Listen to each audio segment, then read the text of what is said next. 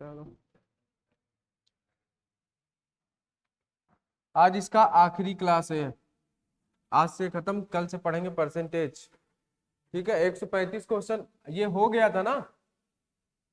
एक धनराशि A B और सी के बीच बांटी जाती है। ए अपने हिस्से से 500 रुपए सी को देता है। ये क्वेश्चन हो गया था। 136 नंबर देखो, 136 नंबर पढ़ो। जब x को 9, 15, 21 और 31 में से प्रत्येक में जोड़ा जाता है तो प्राप्त संख्याएं समानुपात में होती है। यानी जो प्राप्त संख्या है वो समानुपात में होती है। देखो, इसको दो तरीके से कर सकते हो। पहला तो इसको कर सकते हो, एक इसका बेसिक तरीका होता है जो कि एक्स मेथड है, उससे भी कर सकते हो। और दूसरा एक है जो लॉजिकल मेथड है, उससे भी कर सकते हो। दोनों तरीके। अच्छा, बेसिक से करोगे तो होगा क्या, इसने बोला या जब x को 9, 15, 21 और 31 में से प्रत्येक में जोड़ा जाता है तो प्राप्त संख्याएं समानुपात में होती है। यानी ऐसा कुछ बोला है कि a अनुपात b c और d में होती है।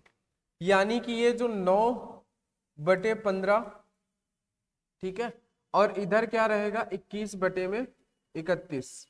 अगर इन सभी में हम x जोड़ दें तो समानुपात का मतलब बराबर ही होता है ना। तो अगर तुम इसको सॉल्व करोगे तो x की वैल्यू मिलेगी, तो ठीक है।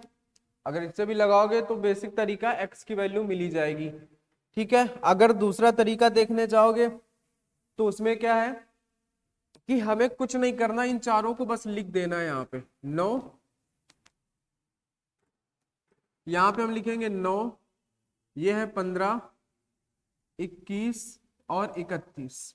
इसके बाद हमें करना क्या है, इनका हम लेते हैं अंतर। इसमें कितने का अंतर है, इसमें 6 का है, इसमें 10 का है।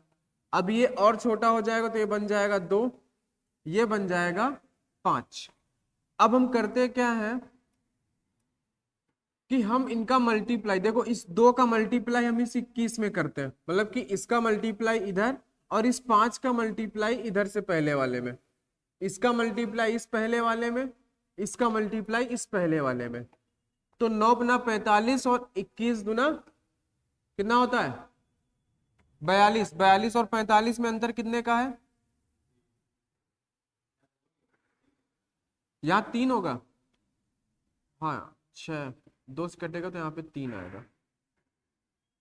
तो ये कितना हो जाएगा 63 और 45, इनका अंतर कितने का होगा, एक आएगा 63, एक आएगा 45। इनको हम घटाएंगे तो 18 का अंतर आएगा। ठीक है, ये बात हो गई।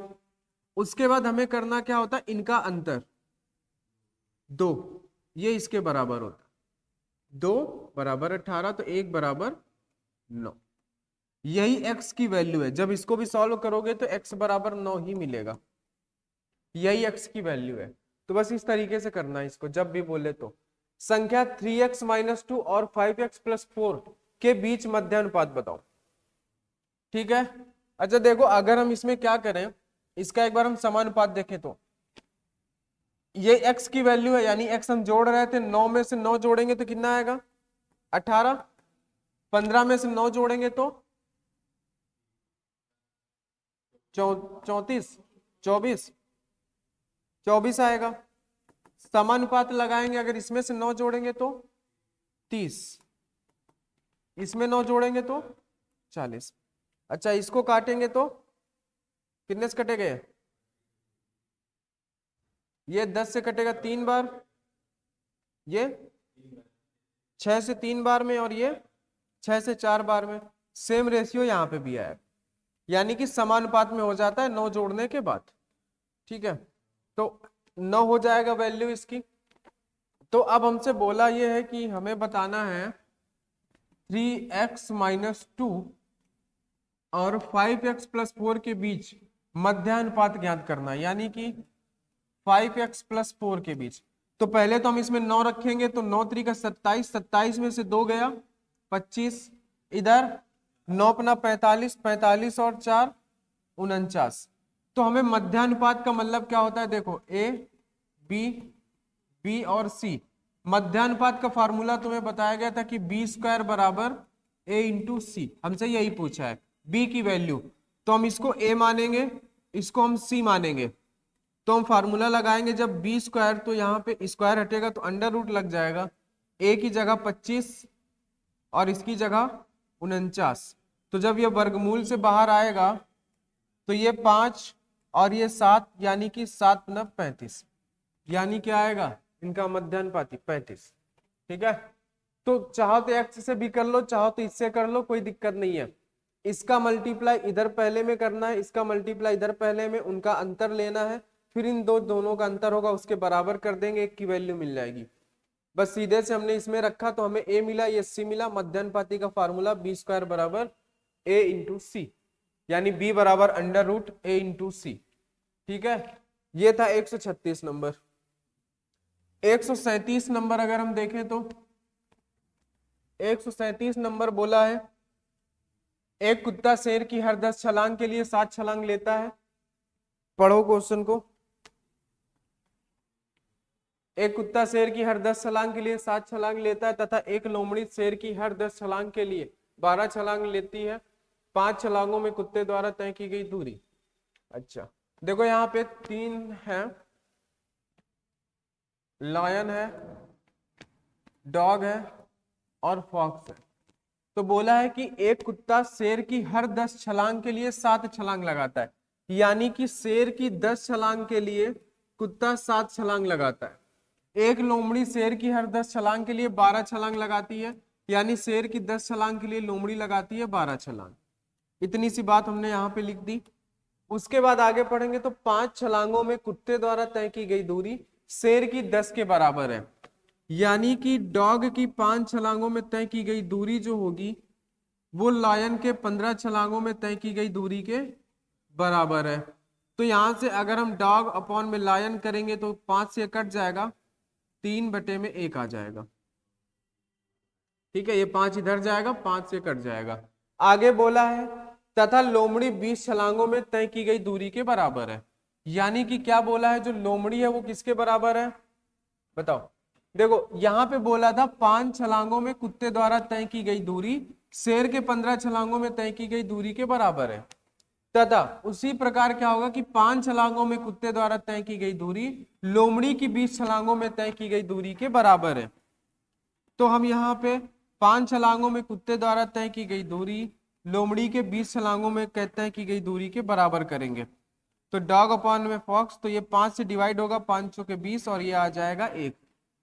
अब देखो कुत्ता जो है वो दोनों में कॉमन है, डॉग दोनों में कॉमन है, लेकिन इनका रेशियो अलग है। तो हम पहले इनका रेशियो बराबर करेंगे यहाँ पे।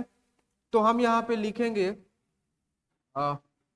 लायन, डॉग और फॉक्स। तो देखो जरा, डॉग की वैल्यू जब 3 है तो लायन की वैल्यू 1 है। ठीक है, जब यहाँ पे डॉग की वैल्यू 4 है तो फॉक्स की वैल्यू 1 है। बस इसी को हम बराबर कर लेंगे। तो 4 एकम 4, 4 तिया 12 और ये 3। ठीक है, ये आ गया हमें, ये क्या मिल गया। ठीक है, ये उनकी डिस्टेंस का हमें रेशियो मिल गया, दूरी। तो देखो ये लायन की दूरी है 4 और ये डॉग की दूरी है 12, फॉक्स की दूरी है 3। ठीक है, ये उनकी छलांग थी, ये हो गई उनकी दूरी। तो अब हम क्या करेंगे, 10 चौके 40 और 12 सत्ते 84 और 12 तिया 36। अब ये किससे कटेगा, 4 से कटेगा। हाँ 4 से कटेगा ये 10 बार, 4 से कटेगा 21 बार और 4 से कट जाएगा 9 बार। तो रेशियो हमारा बन गया 10 12 और 10 21 और 9 का। तो ऑप्शन ए सही हो जाएगा, उनकी चालों का अनुपात। चाल बराबर क्या होता है, हाँ दूरी बटे समय। तो यह आ गया उनके चाल का अनुपात। ठीक है, बताओ कोई दिक्कत, बताओ दिवाकर कोई दिक्कत तुमको नहीं हो रही है, मतलब होगी आगे।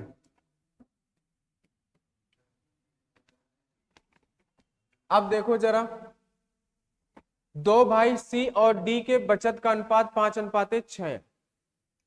वे अपनी बहन के लिए एक उपहार लेते हैं। देखो पहले उनकी बचत लिख लेते हैं, उनकी सेविंग, सी और डी की जो सेविंग्स है वो कितनी है, 5 और 6 है। ये उनकी सेविंग्स है, बचत का अनुपात है उनके, ठीक है।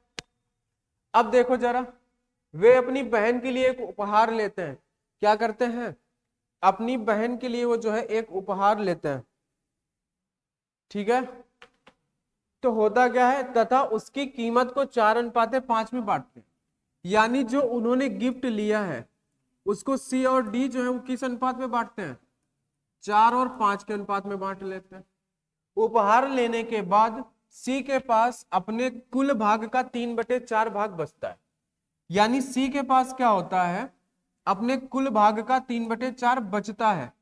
यानी उसकी इनकम कितनी होगी, 4, बचत कितनी हो रही है, 3 की, तो वो खर्चा कितना कर रहा है, 1, ठीक है। तो अगर हम सी के बारे में बात करें तो सी की इनकम है 4, ठीक है, और सी की जो बचत होगी यानी सेविंग्स होगी वो 3 है, एक्सपेंडिचर जो है उसका वो 1 है।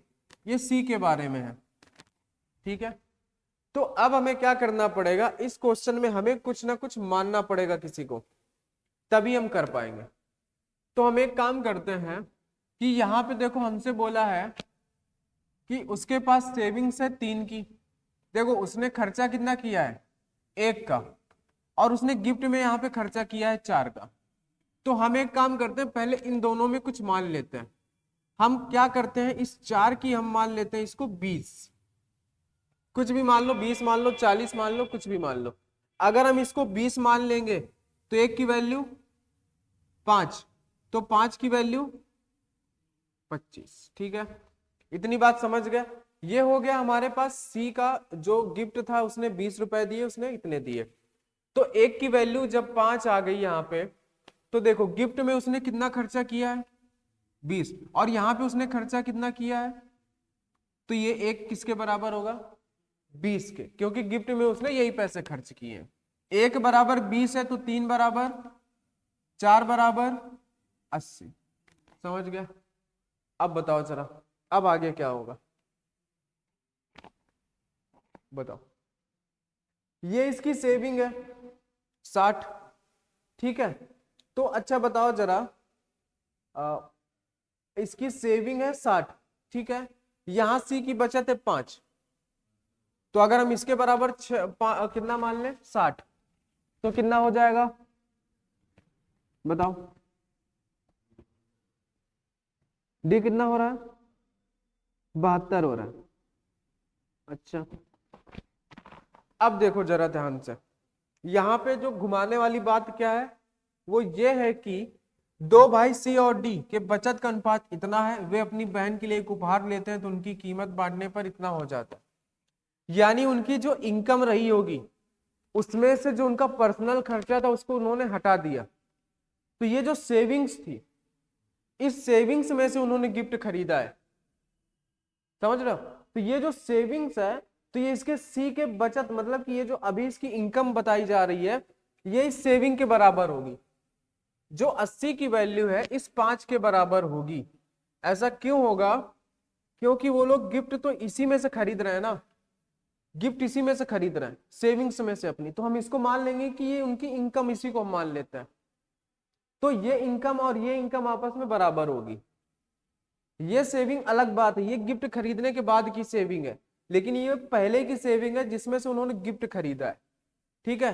तो अगर हम बात करें तो ये उनका क्या हो जाएगा, एक तरीके से इसके बराबर हो जाएगा, इस सी यानी कि 80 के बराबर, ठीक है, क्योंकि यहाँ पे इनकी इनकम 80 है और यही उनके लिए इनकम थी जहां से उन्होंने गिफ्ट खरीदा है, तो ये 80 है।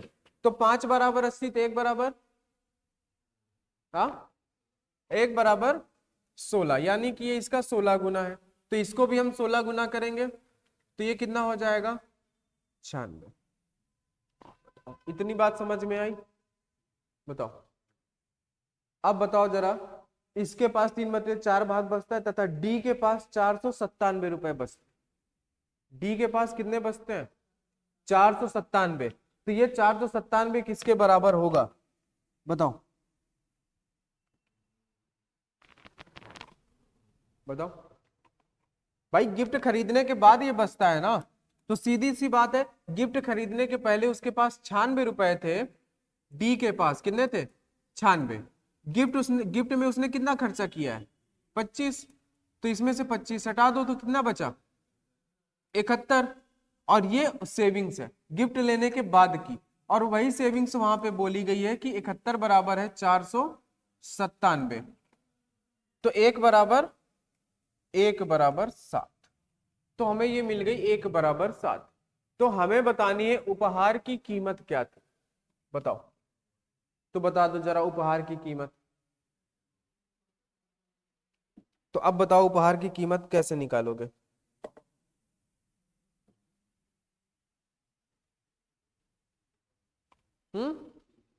315। अब देखो जरा उपहार की कीमत क्या है, ये है, ये उपहार की कीमत है, क्योंकि उपहार में सी ने खर्चा किया है कितना, ये क्या हो गया भाई, सी ने खर्चा किया है 20, डी ने 25, यानी मिला के 45, और 1 बराबर है 7, तो 45 गुणे 7 मतलब कि 315, ये गिफ्ट की कीमत थी। ठीक है, ये क्या हो गया भाई,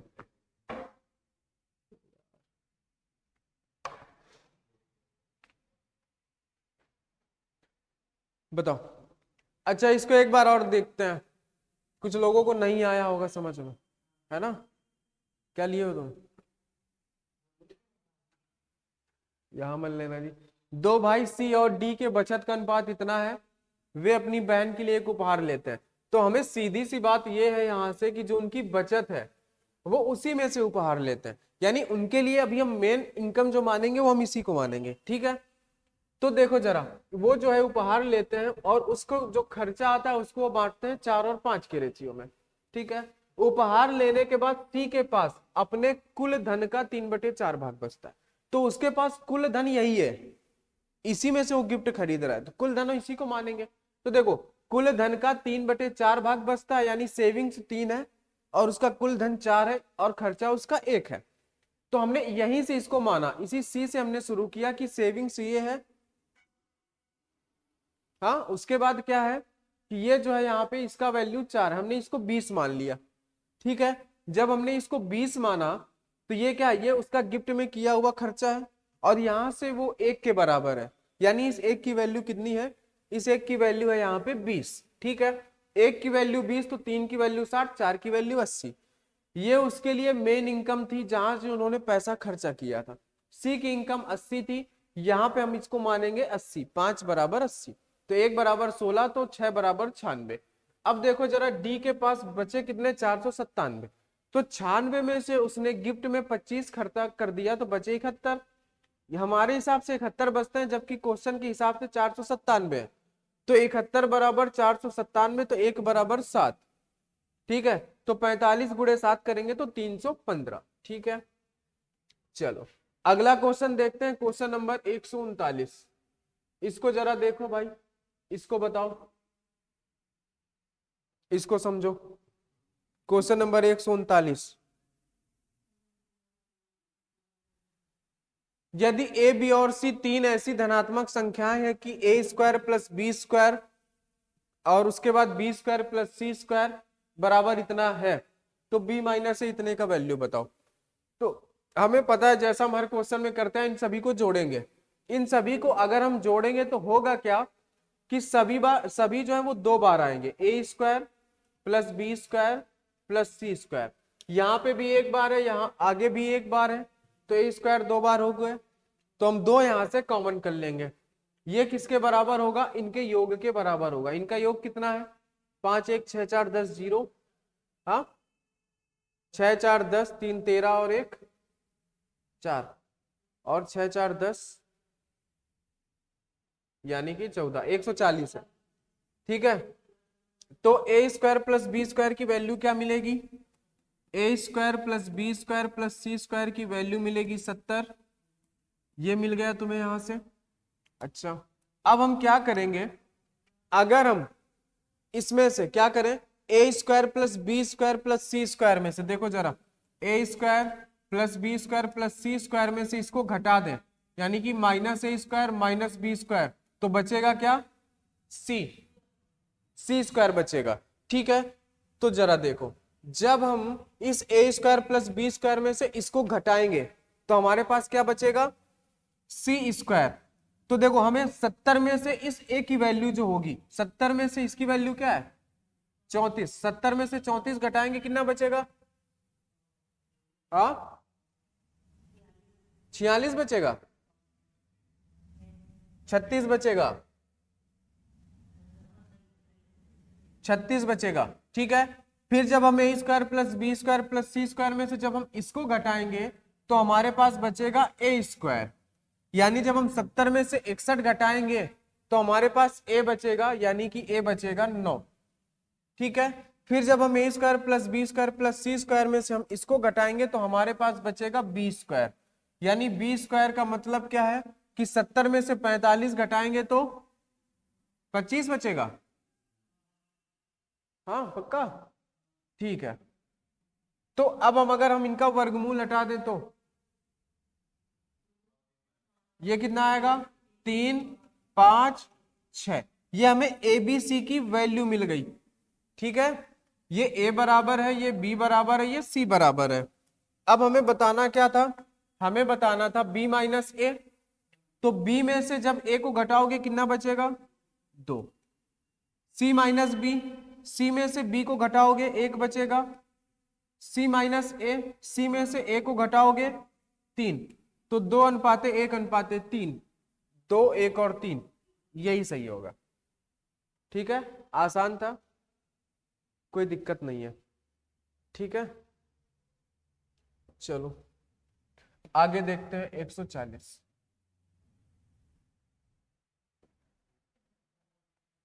140, नंबर पढ़ो इसको ध्यान से।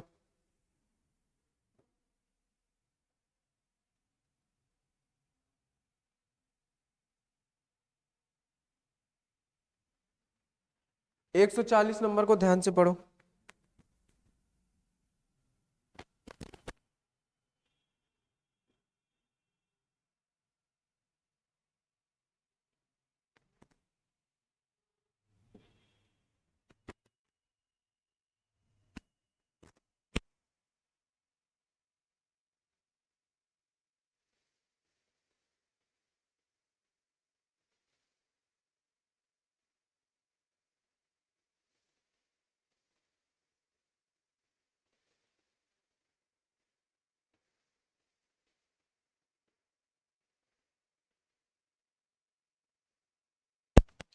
चलो अच्छा, पढ़ लिए। तो बोला है 46,800 रुपए की राशि है। कितने की राशि है, 46,800 रुपए की राशि है। ए बी सी और डी में इस प्रकार विभाजित किया जाता है कि ए और डी के संयुक्त हिस्सों का बी और सी के संयुक्त हिस्से से अनुपात इतना है।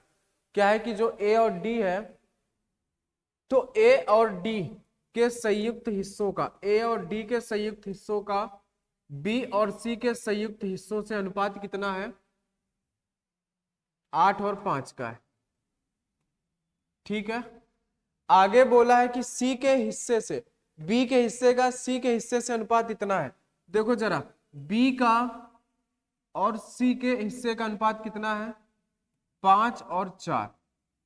ठीक है, तो अब देखो सबसे पहली बात तो वही है कि बी और सी यहां पे भी है, बी और सी यहां पे भी है दोनों सेम ही, लेकिन इनका योग अलग अलग है कि नहीं। तो हम इनका योग बराबर करेंगे।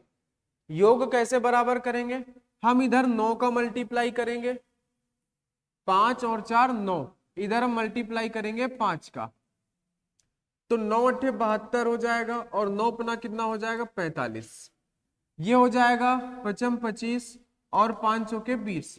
तो अब देखो बी और सी यहाँ पे भी 45 है, बी और सी यहाँ पे भी 45 हो गए। ठीक है, हमने बी और सी को बराबर किया, ए से हमें कोई लेना देना नहीं है क्योंकि बी और सी का ही दूसरा रेशियो दिया है।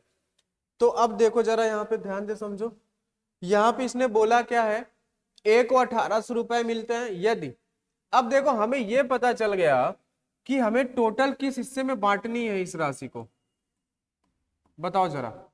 अब देखो जरा, इसमें बी और सी ही अलग थे, बी और सी भी बराबर हो गए, तो यहां पे अगर देखें तो बी और सी दोनों अब है, अलग भी दिया है तो 45 है, साथ में भी दिया है तो भी 45 है। तो इस राशि को हमें किस हिस्सों में बांटना है, देखो ए बी सी डी चारों है यहाँ पे, इन सभी को जोड़ दो, 5 और 2 7, 7 और 4 11, यानी इतने भागों में हमें इसको बांटना है। तो जब हम इसको भाग देंगे तो कितनी बार कटेगा, हाँ 4 बार, तो 1 बराबर 400, 1 बराबर हमें 400 मिल गया। ठीक है, अब हम क्या करेंगे बताओ, अब क्या करेंगे, पता नहीं है। अगर इस 400 का मल्टीप्लाई इसमें करोगे तो तुम्हें क्या मिलेगा, ए और डी दोनों मिलेंगे। तो चलो देखो, अगर अगर हम ए प्लस डी की बात करें तो 400 का मल्टीप्लाई जब इसमें करेंगे तो 4 दूनी 8, 7 चौके 28, ठीक है, 00 28,800। अब तुम्हें इन्होंने बोला है कि ए को कितने मिलते हैं 18,400, तो अगर हम इसमें से ए को घटा दें तो क्या बचेगा, डी बचेगा।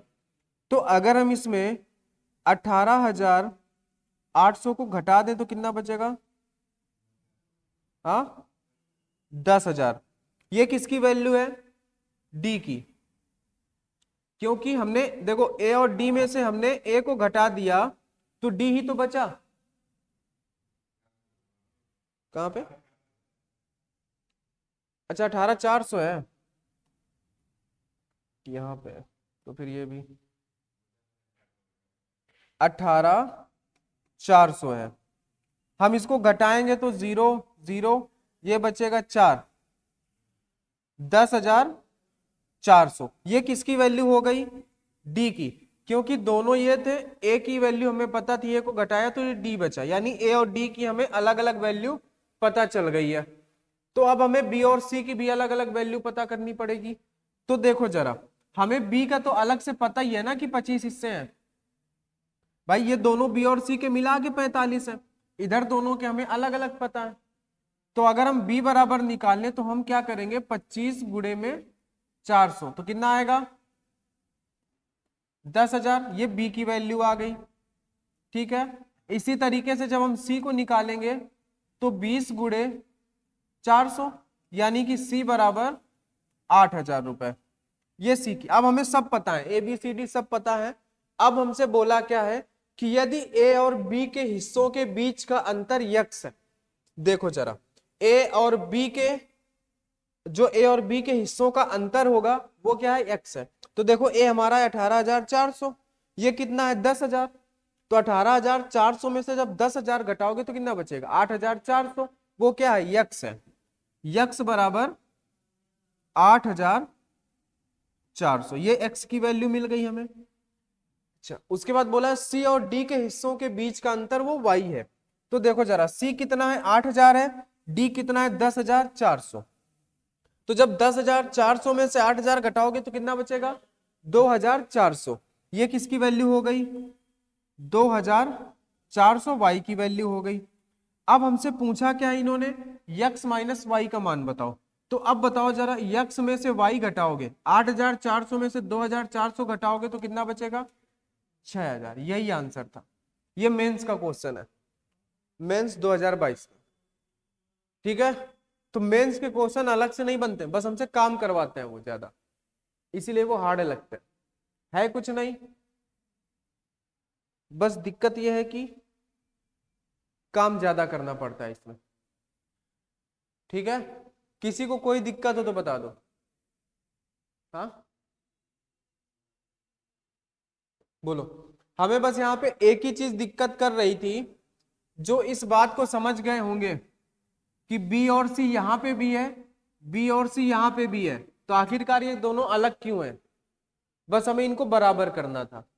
जो इस बात को समझ गया तो आगे कोई दिक्कत नहीं है, आगे बराबर है। ठीक है, बराबर करने के लिए हम इसका मल्टीप्लाई इधर कर देंगे, इसका इधर कर देंगे, बराबर हो गया। ठीक है, तो इसमें से कोई दिक्कत नहीं होनी चाहिए। अगला क्वेश्चन अगर बात करें क्वेश्चन नंबर 141, तो जरा देखो, इसको पढ़ो जरा ध्यान से, बहुत आसान सा क्वेश्चन है। अतुल 20 रुपए की रोटी खरीदता है और दुकानदार को 100 रुपए का नोट देता है। यानी उसने दुकानदार को 100 रुपए दिए, 20 रुपए की रोटी दे दी, तो दुकानदार उसको कितना वापस करेगा? 80 रुपए। ठीक है, तो दुकानदार ने शेष राशि 2, 5 और 10 मूल्य वर्ग के सिक्कों में बांटे। यानी कि जो दुकानदार ने उसको राशि दी वो कैसे दी? 2 के सिक्के, 5 रुपए के सिक्के और 10 रुपए के सिक्कों में उसने उसको दिया।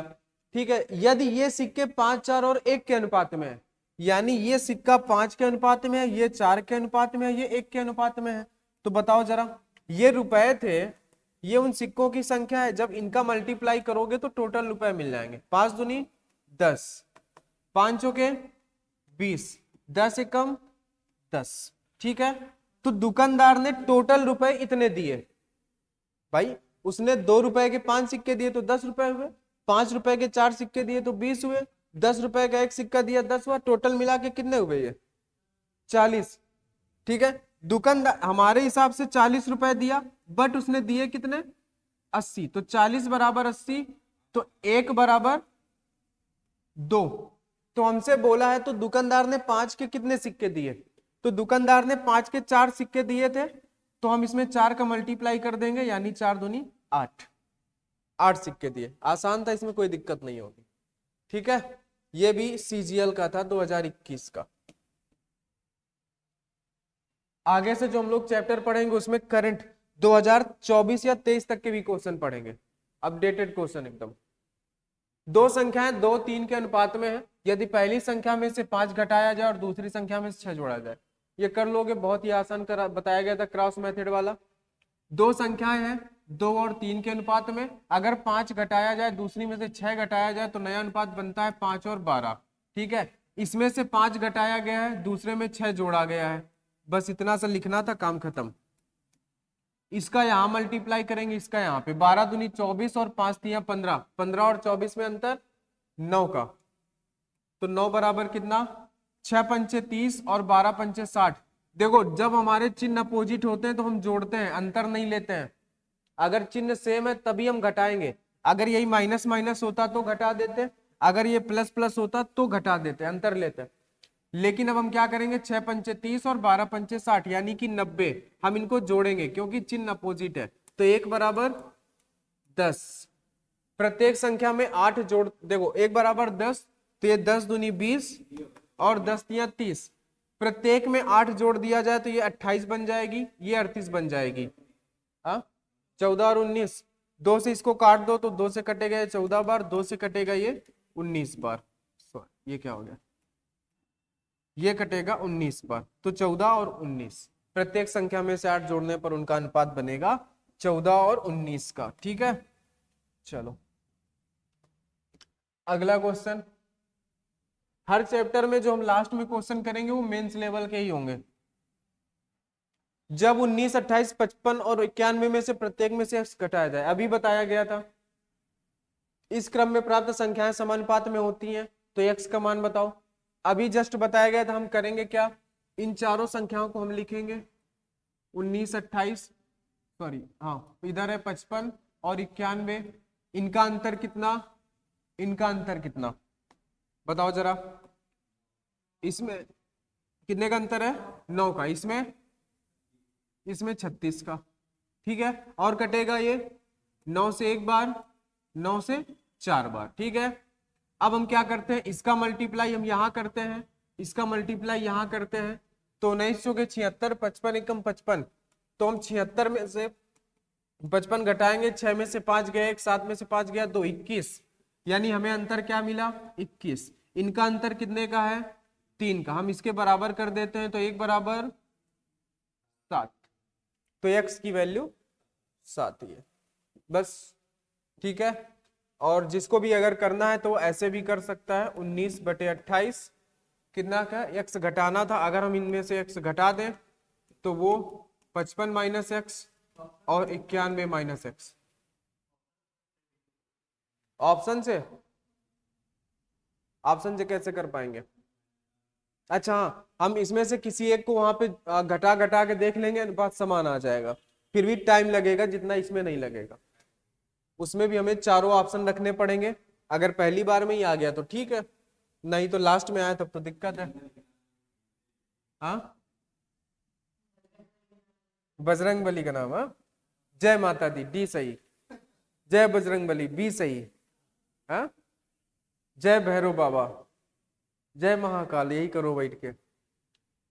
देखो, जब प्रत्येक संख्या x घटाया जाता है तो संख्या समानुपात में होती है, तो इनका अनुपात बताओ। कुछ नहीं है, बस वो थोड़ी सी मेहनत करवाता है। मेंस का मतलब होता है वो कि x के आगे भी करवाता है, कहता है कि x वाली जिंदगी में मत जियो, आगे बढ़ो। समझ रहे हो ना? हाँ, पीछे लड़के तुम, वो अलग है बिजी है। 14 x की वैल्यू नहीं बतानी। देखो सिंपल सम लिखेंगे यहाँ पे, 55, 49, 22 और 21। अंतर लेंगे हम इनका। यहां अंतर कितने का है? 6 का।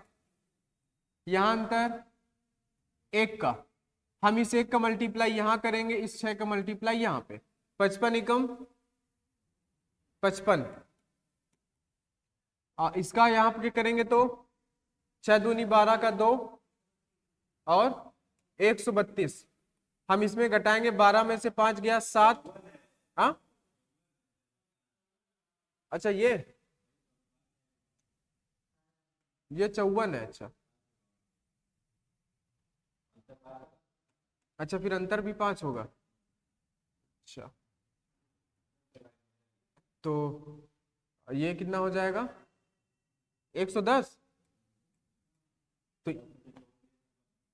तो कितना आएगा? 56। यानी कि अंतर आ गया 56। यहां पे अंतर 4 का, 4 बराबर 56, तो 1 बराबर 14। तो अब हमें इनकी वैल्यू बतानी है, कोई दिक्कत नहीं, हम बता देंगे। 8x माइनस का 25 का अनुपात हमें बताना था इनसे 7x माइनस 26 से। तो हम इसमें मल्टीप्लाई करेंगे 8 गुणे 14 माइनस फिर करेंगे 25। हम यहाँ पे मल्टीप्लाई करेंगे 7, x की वैल्यू है 14 माइनस 26।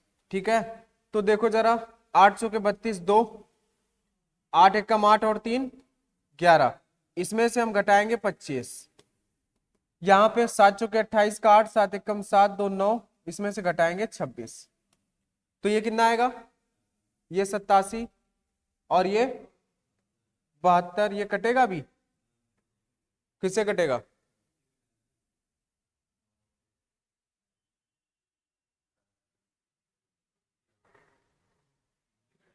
तीन से, पर 3 के पहाड़े में ये नहीं आता ना। हाँ, आ जाएगा।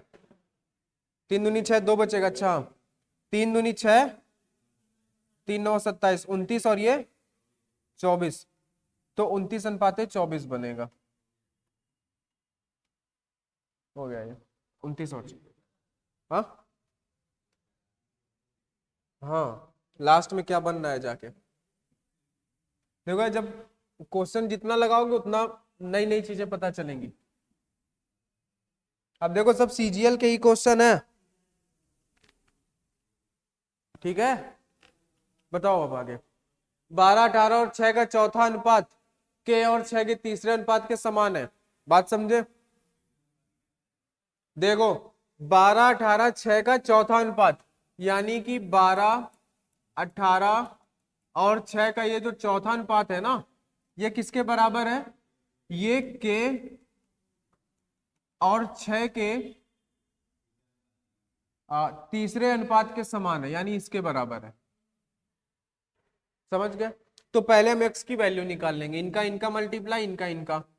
तो x इंटू 12 बराबर 18 गुणे 6, तो x बराबर 18 गुणे 6 अपॉन में 12। 6 से 2 बार, 2 से 9 बार, तो x की वैल्यू 9। और यही जो x है यही इनका तृतीय अनुपाती है, यानी कि इनका के यही रहेगा, 6 ये हो जाएगा और तृतीय अनुपाती 9 हो जाएगा। ठीक है, तो के का मान अब देखो, के इनके हिसाब से ये कौन सा है? ये फर्स्ट अनुपाती है, यानी ए है। ये ए होता है, ये दोनों बी होते हैं, ये सी होता है। तो अब देखो फार्मूला हमारे पास एक ही पता है, बी स्क्वायर बराबर ए इंटू सी। हमसे ए की वैल्यू पूछा है तो हम इसको ए के बराबर कर देंगे। ए के बराबर करेंगे तो क्या होगा, बी स्क्वायर अपॉन में सी, ये फार्मूला बन जाएगा। ए की जगह के है तो के बराबर बी का वैल्यू कितना है 6, तो 36, और ये 9, 9 से काटेंगे के बराबर 4। बस बात को समझना था उसका कि इनका जो चौथा अनुपाती निकालोगे वो इसके तृतीय अनुपाती के बराबर होगा। और तृतीय अनुपाती तुम्हें पता है किसमें होता है कि भाई एक प्रथमानुपाती, एक मध्यानुपाती, तो एक तृतीय अनुपाती, बस यही दो ही होते हैं। आगे देखते हैं क्वेश्चन नंबर 146। आज पूरे 150 क्वेश्चन करने हैं। दो रेलवे स्टेशनों के बीच प्रथम तथा द्वितीय श्रेणी किराए, देखो ये क्वेश्चन भी सेम एज इट इज एक करवाया जा चुका है, अगर इसकी भावनाओं को समझोगे तो। द्वितीय श्रेणी में किराए के बीच 10:7। देखो फर्स्ट और सेकंड श्रेणी में किराए का अनुपात है 10:7, ठीक है। बाद में क्या किया गया, बाद में क्रमशः 3:4 और 5:9 के अनुपात में वृद्धि हुई। यानी पहली श्रेणी में 3:4 में वृद्धि हुई, द्वितीय श्रेणी में 5:9 में। जैसे एक लक्ष्मण मोहन वाला क्वेश्चन कराया गया था कि लक्ष्मण की इनकम, या ऐसा ही कुछ क्वेश्चन था, वो सेम वही है, ठीक है। तो देखो हुआ क्या है कि ये अब आगे चल के हुआ क्या कि ये 3 और 4 में बढ़ाया गया, ये आगे चल के 5 और 9 में बढ़ाया गया। समझे बात को? यानी ये पहले है और ये अब है, ये पहले है और ये अब में है।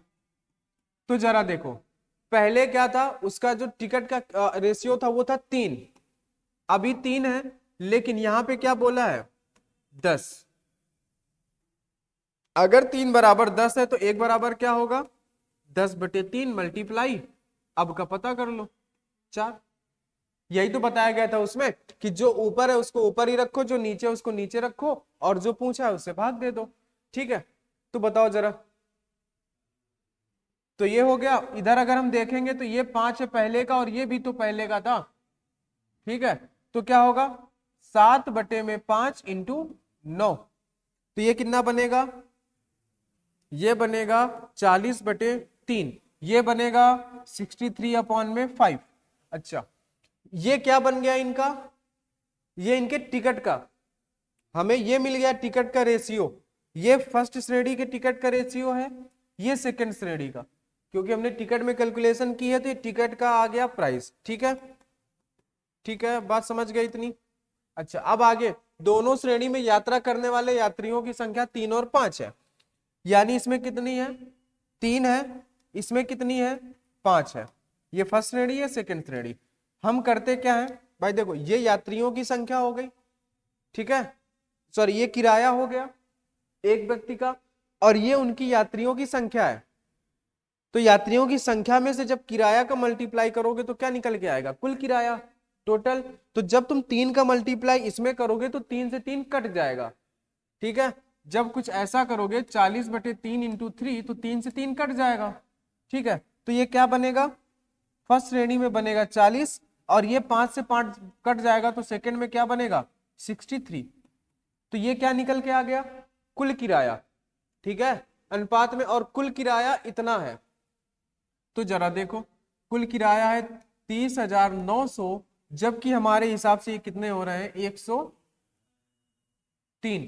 तो इसको जब हम काटेंगे तो कितनी बार कटेगा 3 बार, तो एक की वैल्यू 300 मिल गई हमें। तो बोला है द्वितीय श्रेणी से कितनी राशि किराए के रूप में मिली, तो देखो द्वितीय श्रेणी से कितनी मिली है, सॉरी हाँ 63, ये तो फर्स्ट है। ये द्वितीय श्रेणी से हमें कुल राशि मिली है 63। एक की वैल्यू 3 है तो हम इसमें 3 का मल्टीप्लाई कर देंगे तो 3 3 का 9, 6 3 का 18, 18,900। बताओ क्या था आंसर, हो गया 18,900। कुछ नहीं था, बस सिर्फ इसको समझना था। पहले श्रेणी में 10 था, अब 7 था, और इसको बढ़ाया गया 3 और 4 में, यानी ये भी पहले की वैल्यू है और ये भी पहले की वैल्यू है। 3 बराबर 10 होगा तो 1 बराबर 10/3, तो हमें ये पहले का मिल गया। तो हम इसमें अब का मल्टीप्लाई करा देंगे तो अब में बदल जाएगा, अब का रेशियो था 4। ऐसे यहाँ पे भी अगर ये पहले का ये भी पहले का तो 5 बराबर 7, तो 7/5 इंटू 9, तो ये अब का बन गया उनके किराए का रेशियो। और यात्रियों की संख्या तुम्हें दी गई थी 3 और 5 के अनुपात में। पहले वाले में जब भाई ये किराया है एक लोग का, 3 का इसमें मल्टीप्लाई कराओगे, 3 से 3 कट जाएगा तो टोटल किराया 40। 63/5 में से 5 लोगों का मल्टीप्लाई करोगे, 5 में से 5 कटेगा तो टोटल किराया 63। ठीक है, अब टोटल किराया इतना था, हमारे हिसाब से इतना हम भाग देंगे 1/300। 32 श्रेणी से कितना रुपया मिला, 32 श्रेणी से मिला 63। हमारे हिसाब से एक की वैल्यू 300 है, तो हम यहाँ पे 300 का मल्टीप्लाई कराएंगे तो 18,900। ठीक है, बस इतनी सी बात थी। अच्छा, यहाँ पे अगर देखें तो 147 नंबर, देखो जरा, ए और बी की आय इतने में है, ए और बी सी का इतना है, ए और बी सी का व्यय इतना है।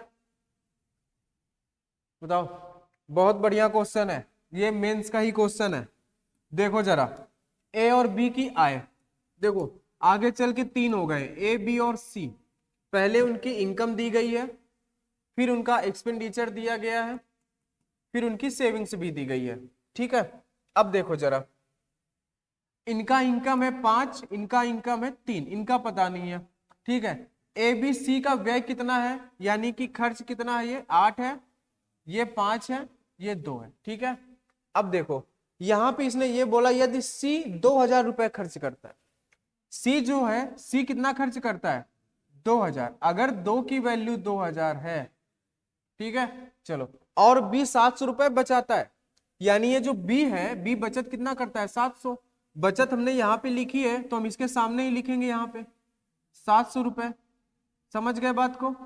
अच्छा, यहां से हमारे लिए क्वेश्चन सॉल्व होगा। यहां से 2 की वैल्यू 2,000 है, तो 1 की वैल्यू 1,000, तो 1,000 का जब इसमें मल्टीप्लाई करोगे तो ये कितना बन जाएगा, 2,000 रुपए। इसका खर्च था। अब इसमें जब 1,000 करोगे तो ये 5,000 बन जाएगा, इसमें 1,000 करोगे ये 8,000 रुपए में बदल गया। ठीक है, तो जरा देखो, जब बी वाले भाई साहब क्या करते हैं कि 5,000 रुपए खर्च करते हैं, 700 रुपए बचाते हैं, तो इनकी टोटल इनकम कितनी हुई, 5700। यानी कि 3 बराबर हमें कितना मिला, 5700। तो 1 बराबर 1900। ठीक है, 1 बराबर 1900 मिल गया, तो 1900 का यहां पे गुणा करा दो। हाँ, 95, तो 9,500 रुपए इनकी इनकम आ गई। भाई यहां से हमें इनकम मिल गया 1 बराबर 1900, तो ये भी तो इनकम है। इनकम यहां मल्टीप्लाई किया, 1900 गुणे 5 तो 95, यानी 9,500 रुपए, ये इनकी इनकम हो गई। तो जरा बताओ, अगर ये 9,500 कमाते हैं, 8,000 रुपए खर्चा करते हैं, तो सेविंग्स कितनी की, 1,500। तो ए की बचत 1,500, खत्म, बस, कुछ नहीं था। यहां से हमें मिल गया 2 बराबर 2,000, 1 बराबर 1,000, तो इसका खर्चा 1,000, इसका खर्चा 5,000, इसका खर्चा 8,000, सब में 1,000 का हमने मल्टीप्लाई करा दिया। अब जब ये 5,000 खर्चा करता है, 700 रुपए बचाता है, तो वही तो उसकी आय होती है, तो 5700 इनका हो गया। बी की हमें पता चल गया, 3 बराबर 5700, 1 बराबर 1900, यहाँ पे लिख देते हैं 1 बराबर 1900। तो यहाँ पे हम मल्टीप्लाई करेंगे 1900 का, तो 1900 में 5 का गुणा किया तो 4500, सॉरी 9,500, 9,500 में 8,000 खर्चा कर दिया तो 1,500 रुपए बचे, और यही उसका आंसर था। ठीक है, क्वेश्चन नंबर 148, इसको पढ़ो जरा।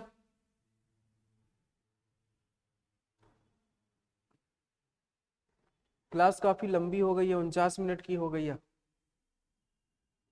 एक मंदिर में प्रत्येक आगंतुक अनाथों को फल प्रदान करता है, इस प्रकार प्रत्येक अनाथ को दर्जन के संदर्भ में 3, 5, 8 के अनुपात में केला, सेब और आम, यानी कि बनाना, एप्पल और मैंगो किस अनुपात में, 3, 5 और 8 के अनुपात में मिलते हैं। ठीक है, लेकिन एक आम का वजन 70 ग्राम है। बताओ जरा, एक आम का वजन 70 ग्राम है, तो टोटल आम का वजन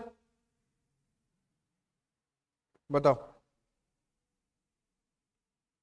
बोलो भाई।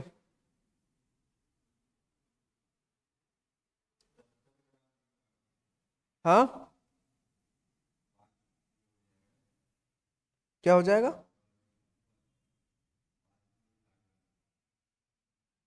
बताओ।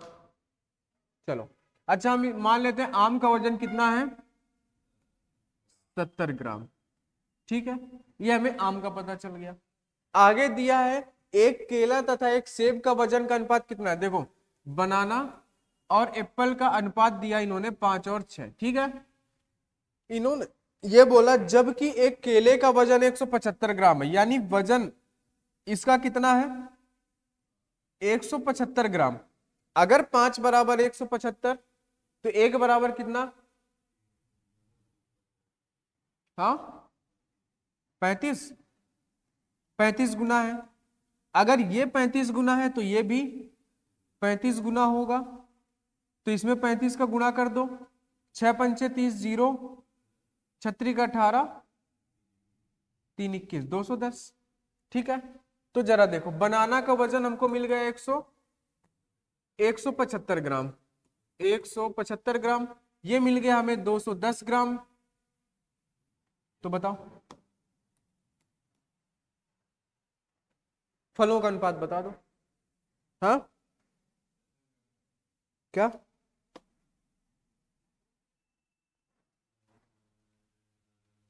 कितने से कटेगा ये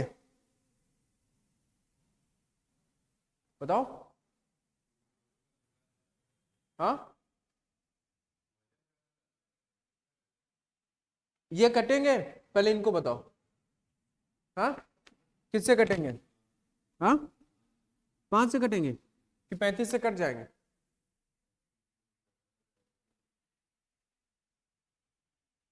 35 से काटो जरा। 35 ये है नहीं क्या, 35 का 5 गुना 175, तो ये 35 से 5 बार कटेगा। ये ये 6 बार, ये 2 बार। ठीक है, तो देखो यहां पे क्या दिया था, उनकी संख्या, सॉरी उन क्या दिया था, उनका दर्जन के हिसाब से दिया है ये उनका वजन दे दिया है। ठीक है, तो फलों का अनुपात बताओ। अगर हम दर्जन में से उनके वजन का मल्टीप्लाई कर दें तो 5 दूनी, सॉरी 5 तिया 15 और 6 पंचे 30 और 8 दूनी 16, 15 30 और 16, ये उन फलों का अनुपात हो गया। ठीक है भाई, हमें बताना है तीनों, देखो अनाथ को प्राप्त हुए तीनों फलों का अनुपात। तो भाई दर्जन के हिसाब से ये था, वजन के हिसाब से ये था, तो हम अगर हम वजन के हिसाब से इसमें मल्टीप्लाई कर देंगे तो हमें फल का संख्या मिल जाएगी कि एक फल कितने का है, तो वो फलों का अनुपात हो जाएगा 149।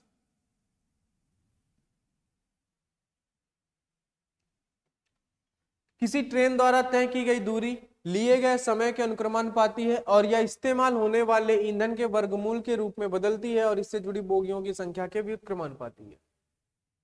समझ में आया नहीं आया? देखो, किसी ट्रेन द्वारा तय की गई दूरी यानी जो डिस्टेंस है वो क्या है, दिए गए समय के अनुक्रमानुपाती है, यानी दिए गए समय के अनुक्रमानुपाती, और या इस्तेमाल होने वाले ईंधन के वर्गमूल के रूप में बदलती है, यानी कि ये भी अनुक्रमानुपाती होगा। यानी वर्गमूल का मतलब फ्यूल का वर्गमूल, बदलने का मतलब दोनों बराबर बदलते हैं, तो वो अनुक्रमानुपाती होता है। ठीक है, और बोला इससे जुड़ी बोगियों की संख्या के व्युत्क्रमानुपाती होता है। व्युत्क्रमानुपाती मतलब उल्टा, तो बोगियों की संख्या को हम किससे लिखेंगे, एन से। तो अगर हम इसको ऐसा लिख दें, d बराबर t into under root F upon में n, तो कोई दिक्कत है, क्योंकि अनुक्रमानुपाती का मतलब बराबर ही होता है, पिछले क्वेश्चन में बताया गया था। तो चलो बता दो।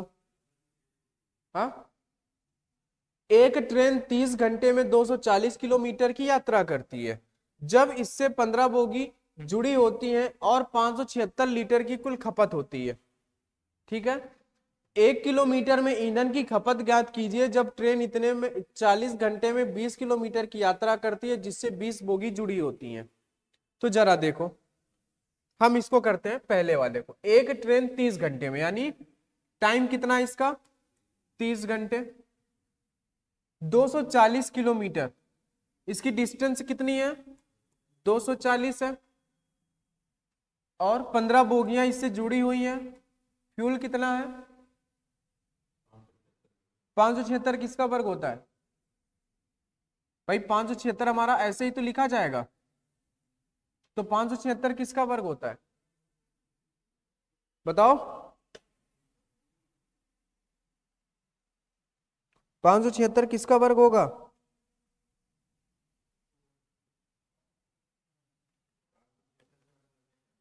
हाँ, 26 का वर्ग होगा। हाँ, 24 का होगा पक्का? निकाल ले, बताओ। वही होगा, तो ये 24 हो जाएगा यहाँ पे। कितना हो जाएगा? 24। ठीक है, तो 15 से ये कटेगा 2 बार। हाँ बताओ, 24 से ये 10 बार, 2 से ये 5 बार, यानी क्या बचा? 5। यानी कि हमें यहां से एक वैल्यू मिलनी थी जिसको हम मान लेते हैं के। हमें यहां से एक वैल्यू मिल गई जिसको हमने मान लिया के। ये हमें काम आएगा अगले वाले उसमें जो यहां से मिला है। तो देखो, अगले को जब हम देखेंगे, 1 किलोमीटर में ईंधन की खपत हमें बतानी है। जब एक ट्रेन 40 घंटे में, कितने? 40 घंटे में 200 किलोमीटर 20 बोगियों के साथ, तो हमें क्या बताना था? 1 किलोमीटर में ईंधन की खपत। तो बताओ, इस जो 5 हमको यहां से मिला, इसका हम क्या करें? इसको क्या करेंगे? हम्म 5 घर नहीं ले जाएंगे, 5 की वैल्यू हमें यहां पे रखनी पड़ेगी। हम इस फार्मूले में एक यह चीज मान सकते हैं यहां पे के, ऐसा, क्योंकि भाई ये सॉल्व होगा तो कुछ ना कुछ मिलेगा हमको। वो के की वैल्यू मान लेते हैं और इस के को हमें यहाँ पे रखना पड़ेगा, तब जाके हमारे पास क्या आएगा? ये अंडर फ्यूल हमसे पूछा है, फ्यूल यहाँ पे हम छोड़ देते हैं। 20 से कट जाएगा 2 बार, 5 दूनी 10, यानी कितना आया बताओ? 20। 20 किसकी वैल्यू आई? √f की। जब रूट हटेगा तो इधर स्क्वायर लगेगा, तो एफ बराबर हमको मिल गया 400। फ्यूल 400। तो हमें 1 किलोमीटर का बताना था भाई, वो 200 किलोमीटर जा रहा है। अगर 400 लीटर में वो 200 किलोमीटर जा रहा है तो 1 किलोमीटर 2 किलोमीटर पर आवर। अगर वो कितना 400 फ्यूल में कितना जा रहा है? 200 किलोमीटर, तो कितना आएगा? 2। यानी कि 2 किलोमीटर 2 लीटर पर किलोमीटर में उसको लगते हैं। कितना? 2 लीटर पर किलोमीटर में। तो ये जो वैल्यू बची थी ये हमको यहां पे रखना था, बस, और कुछ नहीं था। 150 नंबर, लास्ट क्वेश्चन है ये। एक हार की कीमत उसमें लगे मोतियों की संख्या के अनुक्रमानुपाती है। यानी एक हार का प्राइस जो है उसमें लगे मोतियों की संख्या के अनुक्रमानुपाती। इसके अलावा यह एक मोती की त्रिज्या के वर्गमूल के रूप में सीधे बदलती है।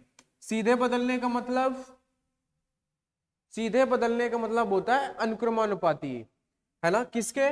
मोतियों की त्रिज्या के वर्गमूल के रूप में सीधे बदलती है। ठीक है, मतलब जितना ये बदलेगा उतना ये भी बदलेगा, इसका मतलब होता है बराबर होना। यानी कि P बराबर N इंटू अंडर रूट के अंदर R। ठीक है, एक हार की कीमत इतने रुपए थी जब इनमें से 150 मोती थे, जिनमें से प्रत्येक की त्रिज्या तार 4 सेंटीमीटर थी। 200 मोतियों वाले एक हार की जिसकी लागत इतने रुपए है, तो मोती की त्रिज्या बताओ। यानी यहाँ पे 2 हार दिए गए हैं, तो हम इसी फार्मूले को 2 भागों में बना लेते हैं। P1 बराबर N1 इंटू अंडर रूट में R1। हम डिवाइड करेंगे इसको P2 से N2 इंटू में R2। बस अब वैल्यू रख दो, काम खत्म। पहले वाले का प्राइस कितना है? 6000। ठीक है, 150 मोती है, मोतियों की संख्या 150 है, प्रत्येक की त्रिज्या कितना है, √4। 4 का मतलब 4 बाहर आएगा तो कितना होगा, 2। अच्छा, दूसरे वाले का प्राइस कितना है, 16,000, मोतियों की संख्या 200, तो हमें क्या बताना है, √R2। बस कैलकुलेट कर लो इसको।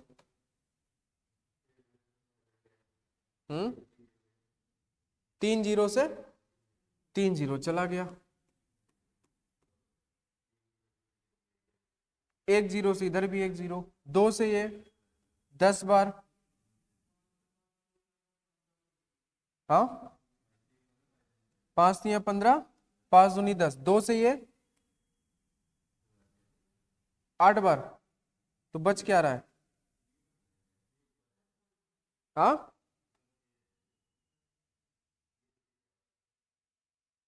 1 मिनट, हम इस फार्मूले को बनाएंगे बराबर में। पहले वाले में मोतियों की संख्या थी 150, आर की वैल्यू हमें मिली 2, इसमें मोतियों की संख्या है 200, आर की वैल्यू हमें निकालनी है।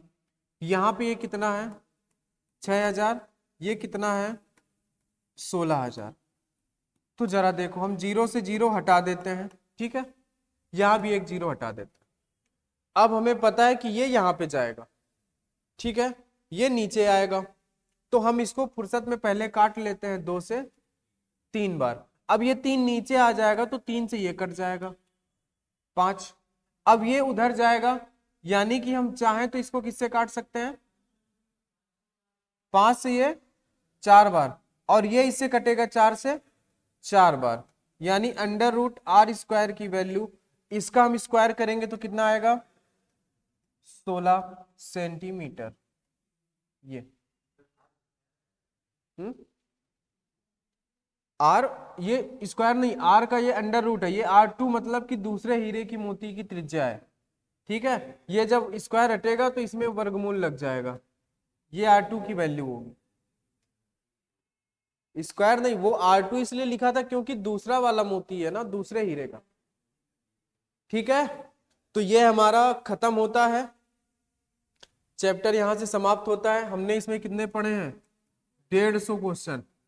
कुछ नहीं करना, इन्हीं 150 क्वेश्चन की दोबारा से प्रैक्टिस कर लेना, उसके बाद इसका टेस्ट भी लिया जाएगा इसी टाइम में। उसके बाद क्या है कि उसके बाद किसी भी बुक से प्रैक्टिस कर लेना। अभी हमने इसके अंदर वो नहीं पढ़े हैं, कुछ रेशियो में आते हैं आयु वाले क्वेश्चन, अभी हमने वो वाले क्वेश्चन इसके अंदर नहीं पढ़े क्योंकि वो हम लोग पढ़ेंगे एज वाले चैप्टर में, तो वो नहीं कर पाओगे। उसके बाद जो एक एवरेज वाला बनता है वो हम लोग एवरेज वाले चैप्टर में ही पढ़ेंगे, यानी जितने इनसे पढ़ा दिए गए हैं उतने क्वेश्चन तुम आराम से कर लोगे, ठीक है। तो आज की क्लास में इतना ही, कल से हम लोग पढ़ते हैं परसेंटेज।